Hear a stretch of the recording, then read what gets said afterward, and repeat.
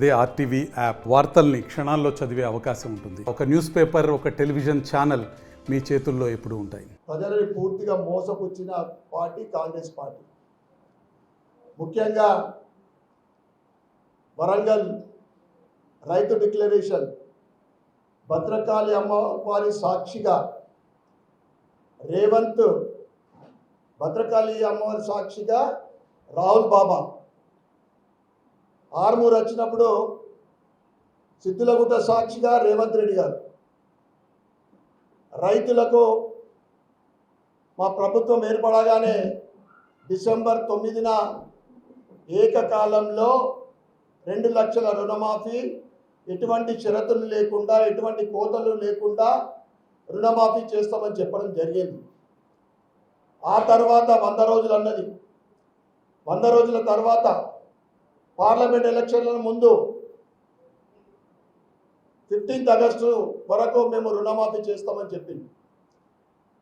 దాంతోపాటు రైతు భరోసా ప్రతి ఎకరానికి 12 లక్షల రూపాయలు, కౌలు 15 లక్షలు, కౌలు రైతుకు 15 లక్షలు, 15,000 మరియు కూలీకి 12,000. అదేవిధంగా వరి ధాన్యానికి క్వింటల్కు 500 రూపాయల మద్దతు ధర ఏ ఒక్కటి కూడా అమలు చేయకుండా రైతు రుణమాఫీ చేసినామని సంబరాలు చేసుకుంటా ఉంది కాంగ్రెస్ పార్టీ. ఏ మాత్రం సిగ్గన్నా ఉందా నేను అడుగుతా ఉన్నా. రైతులు ఒకవైపు, ఇంకొక వైపు కంట నీరు తడిపెడతా ఉన్నారు.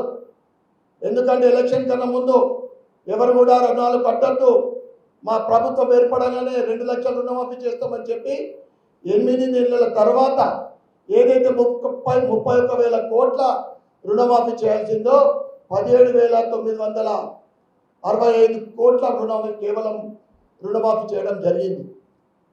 ఒకవైపు మీరు సంబరాలు, ఇంకొక వైపు రైతులు కంటతడి పెట్టుకొని బ్యాంకుల ముంగట ధర్నా చేస్తూ ఉండరు. మీ కళ్ళు కనపడతలేవా నేను అడుగుతా ఉన్నా. కళ్ళకు పొరలు కప్పినాయా? ఏ మాత్రం సిగ్గున్నా కానీ మీరు ఏదైతే 31,000 కోట్లు, ముందు 42,000 కోట్లు అన్నారు, క్యాబినెట్ సమావేశంలో 31,000 కోట్లు అన్నారు. 31,000 కోట్లు మీరు రుణమాఫీ చేయవలసిందిగా భారతీయ జనతా పార్టీ డిమాండ్ చేస్తూ ఉంది. అదేవిధంగా మీరు ఏదైతే 32,50 లక్షల మందికి రుణమాఫీ చేస్తా అంటే 22,37,845 మందికి కేవలం రుణమాఫీ జరిగింది. మీరు ఆంక్ష లేకుండా, ఎటువంటి కోత లేకుండా అని చెప్పారు. ఇప్పుడు రైతులు బాధలు ఎవరు చెప్పుకున్నారు? రేషన్ కార్డు దానికి లింక్ అని పెడతా ఉన్నారు. కుటుంబంలో 2 రైతులకు ఉంటే ఒకరికి అని చెప్తున్నారు. 2 ఉంటే పక్కన పెట్టిండ్రు, మరి ఒకరికన్నా చేయండి, అది కూడా కాలేదు.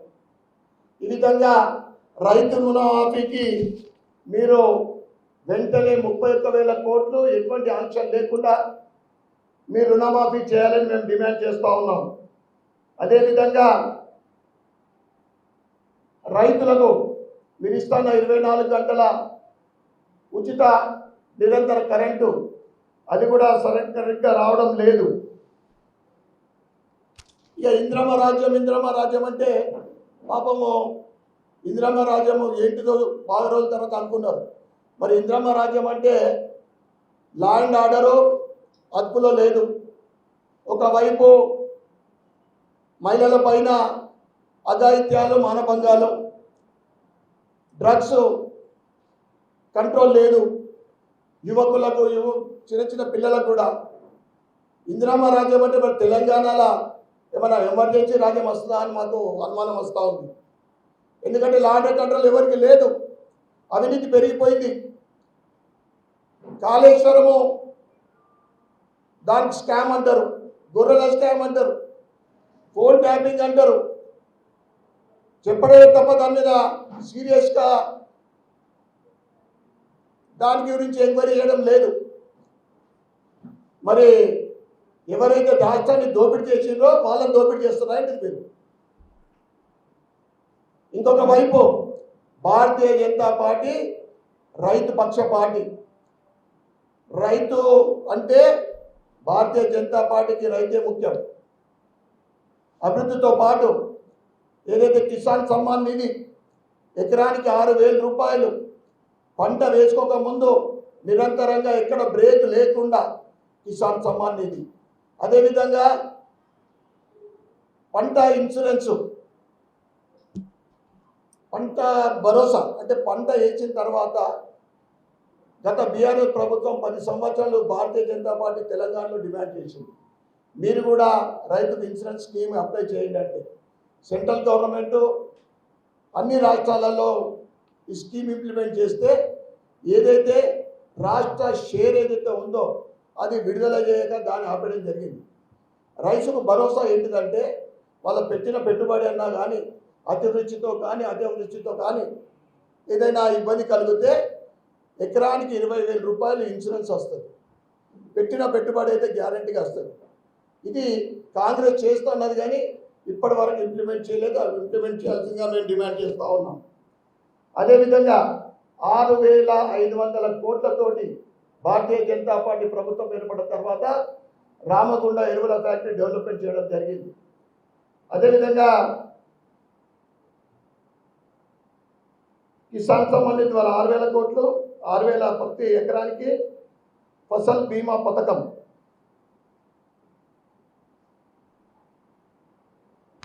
అదేవిధంగా కాంగ్రెస్ పార్టీ కర్ణాటకలో మనకన్నా 4 నెలల ముందు ప్రభుత్వం ఏర్పడిన తర్వాత అక్కడ ఇప్పటి వరకు 1,200 మంది రైతు ఆత్మహత్యలు. మరి ఇక్కడ కూడా వారికి ఫసల్ బీమా లేదు, కిసాన్ సమ్మాన్ నిధి మాదిరి వారికి ఇస్తున్న 15,000 రూపాయలు అది లేదు, భరోసా లేదు. రైతులందరూ కూడా ఎదురు చూస్తూ ఉన్నారు. రైతులు ప్రైవేట్ వడ్డీ వ్యాపారాల దగ్గర తీసుకొచ్చిన డబ్బుకు మీరు చేస్తున్న రుణమాఫీ మిత్తులకే సరిపోతూ ఉంది. అదేవిధంగా భారతీయ జనతా పార్టీ యువ రైతులకు కూడా పాడి పరిశ్రమ గురించి ఎంకరేజ్ చేస్తూ ఉంది.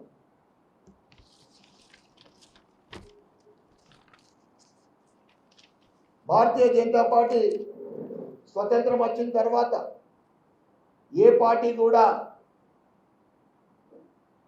ఎరువుల పైన 90% సబ్సిడీ ఏది కూడా ఇవ్వలేదు. 2,500 రూపాయలకు తయారయ్యే ఎరువు బస్తా 90% సబ్సిడీ తోటి కేవలం 250 రూపాయలకే యూరియా కానీ ఇతర ఫర్టిలైజర్ కానీ రైతులకు ఇవ్వడం జరుగుతూ ఉంది.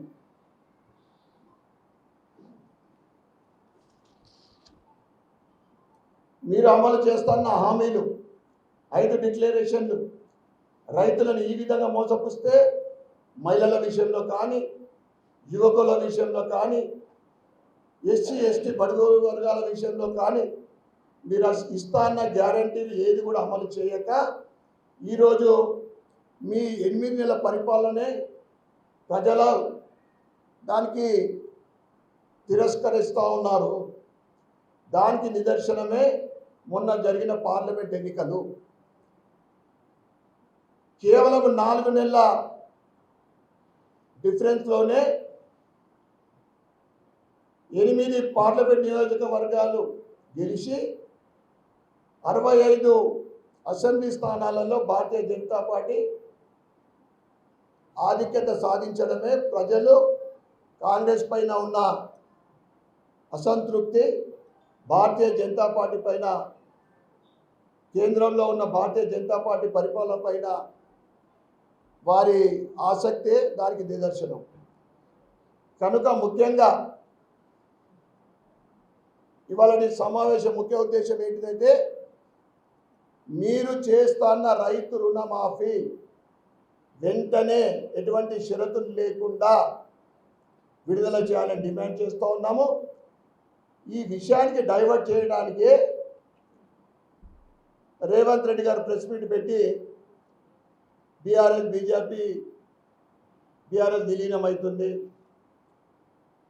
తర్వాత స్పోర్ట్స్ యూనివర్సిటీ యూత్ కోసము మీరు ఇచ్చిన హామీలు చేయ బాబు, కొత్త హామీలు చేయాల్సిన అవసరం లేదు. మీరు ఇచ్చిన హామీలు, డిక్లరేషన్లు, గ్యారంటీలు అమలు చేస్తే ప్రజలు సంతోషపడతారు. మీరు పని చేయక, మీ గ్యారంటీలు అమలు చేయక ప్రజలని తప్పుదో పట్టిస్తూ ఉన్నారు, డైవర్ట్ చేస్తూ ఉన్నారు. మీరు ఎన్ని దిమిక్కులు చేసినా కానీ ప్రజలు భారతీయ జనతా పార్టీ వైపు చూస్తూ ఉన్నారు. గత 10 సంవత్సరాల నరేంద్ర మోడీ గారి పరిపాలన, దేశ అభివృద్ధి, అన్ని రంగాల్లో ఇన్ఫ్రాస్ట్రక్చర్ ఏ విధంగా ముందుకెళ్తా ఉందో, రాబోయే స్థానిక ఎన్నికలు కానీ, కార్పొరేషన్ ఎన్నికలు కానీ అన్నిట్లో కూడా భారతీయ జనతా పార్టీ కాషాయం జెండా ఎగరడం ఖాయం. కార్పొరేషన్ పైన భారతీయ జనతా పార్టీ కాషాయం జెండా ఎగరడం ఖాయం. కాంగ్రెస్ వైఫల్యాలు, దాంతోపాటు అవినీతి, అది మళ్ళీ చెప్పుకుందాం, కనీవి నేరుగా రీతిలో అవినీతి అన్నిట్లో, రియల్ ఎస్టేట్లో, బిల్డర్స్లో, రైస్లో మనం వింటా ఉన్నాం. కాంట్రాక్టర్లు 4 వీలర్లు అమ్ముకొని 2 వీలర్ల మీద తిరుగుతున్నారట. రైతులతోటి వాళ్ళకు కూడా ఆత్మహత్యలు చేసుకునే పరిస్థితి ఉంది. ఏదో చెప్తారు, కథలు చెప్పినట్లు బిల్లులు పాస్ చేసుకోవడానికి పడరాని తిప్పలు పడుతున్నారు. ఇక అది వాళ్ళందరినీ భగవంతుడే కాపాడాలి నిజంగా. ఎందుకంటే వాళ్ళు కూడా అప్పో సొప్పో చేసుకొని డబ్బు పెట్టుకుంటారు. వాళ్ళ బిల్లులు తొందరగా పాస్ కావాలని కూడా మేము ప్రభుత్వాన్ని కోరుతా ఉన్నాం. హైదరాబాద్ సుచిత్ర సర్కిల్ కి ఒక విశేషం. మీ లలిత జ్యువెలరీ సుచిత్ర సర్కిల్ కి వచ్చేసింది. ఆగస్ట్ 18న బ్రహ్మాండమైన ప్రారంభోత్సవం. Lalitha jewellery, A block, Green Park Avenue, Suchitra road. మీ లలిత జ్యువెలరీలో ధరలు చెక్ చేయండి. డబ్బులు చాలా చాలా ఆదా చేస్తారు. డబ్బులు ఎవరికి ఊరికే రావు.